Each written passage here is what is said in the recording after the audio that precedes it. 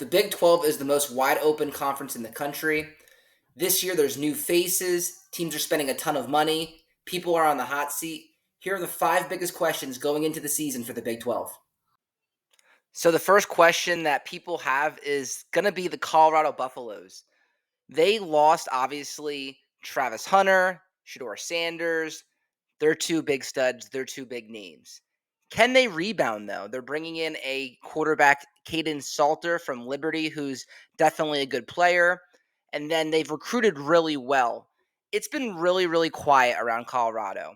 Usually they have the media hype. People talk about them all the time. When you turn on ESPN, you see them every single time you flip on the channel. This year, they don't have the hype. They don't have the media attention. But I don't think you should sleep on Colorado. They've recruited really well over the last few years. You know, Deion Sanders is definitely still getting talent there. And we're going to find out what they have pretty quickly. They play Georgia Tech on a Friday night to open the season.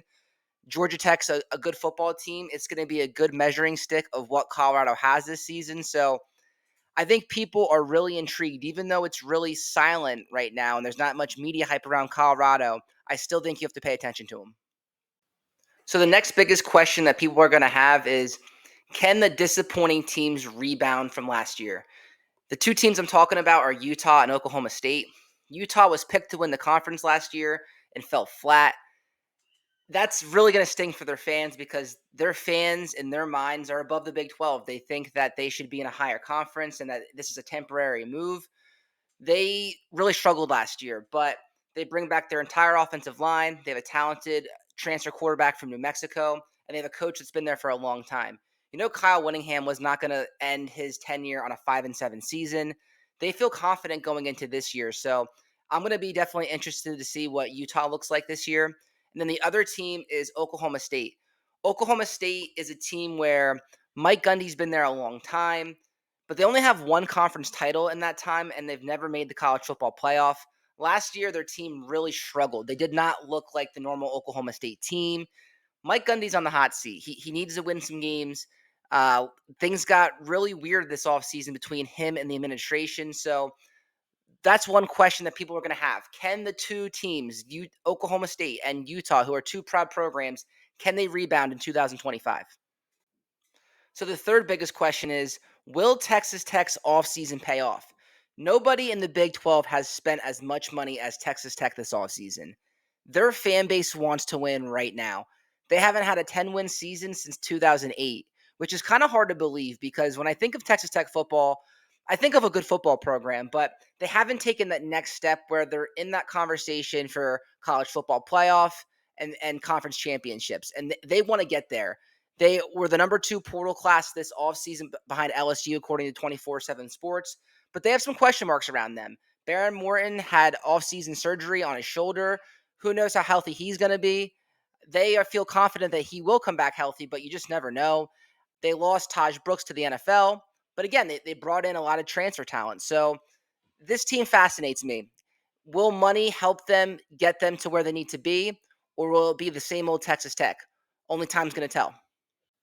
So the second biggest question that the Big 12 has to face this year is, can reunited hires make an impact in year one? So I'm talking about West Virginia's Rich Rodriguez and UCF's Scott Frost. Let's start with Scott Frost. Scott Frost had a really good season in 2017 with UCF. If you remember, they were 13-0. They even claimed the national title, which I don't agree with, but they had a good season there. Then he gets to go home. He gets to go to Nebraska, and he really struggled at Nebraska. 4-8, 5-7, 3-5, 3-5, and then they fired him early into that next season. He finished as an overall 16-31 at Nebraska. He definitely needs to prove it if he can win it again at UCF. Again, he was 6-7 that first year at UCF, 13-0 the second year. The biggest question with that, though, is going to be is this is a completely different conference that he's coming into.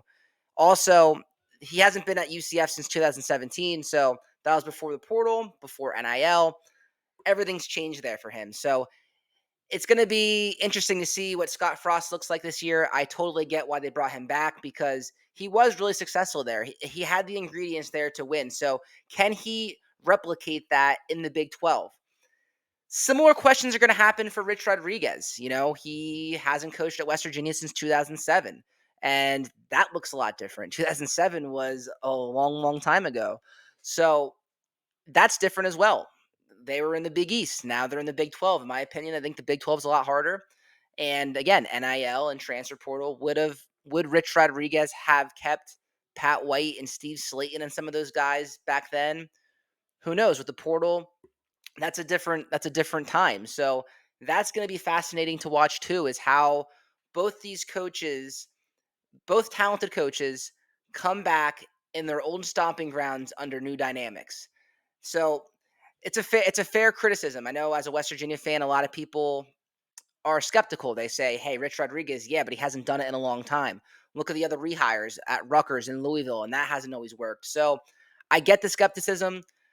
As a Mountaineer fan, though, I'm very excited because the Neil Brown era is over, and it was time for a change, and I'm comfortable for it. But it's definitely a question that needs to be answered in 2025.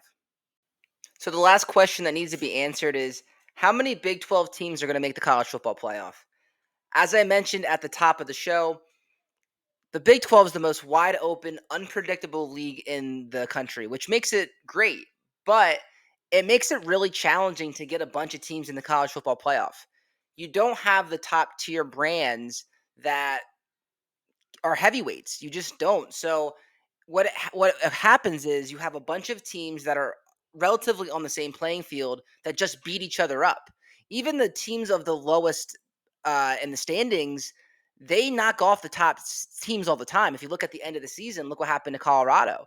Um, it's just really hard. So the question is, which teams can make a jump? Can Texas Tech and the money that they spent, can they make a jump and win 10 games this year? That could probably get them in.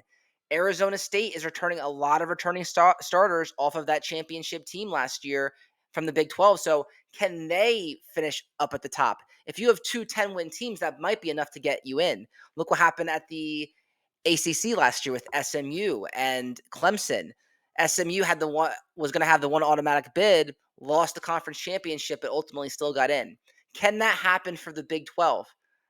I don't know. I think that it's going to be much of the same that's happened over the last few years, where it's a very even league, and a lot of the teams are going to beat each other up, and you're probably only going to get one in.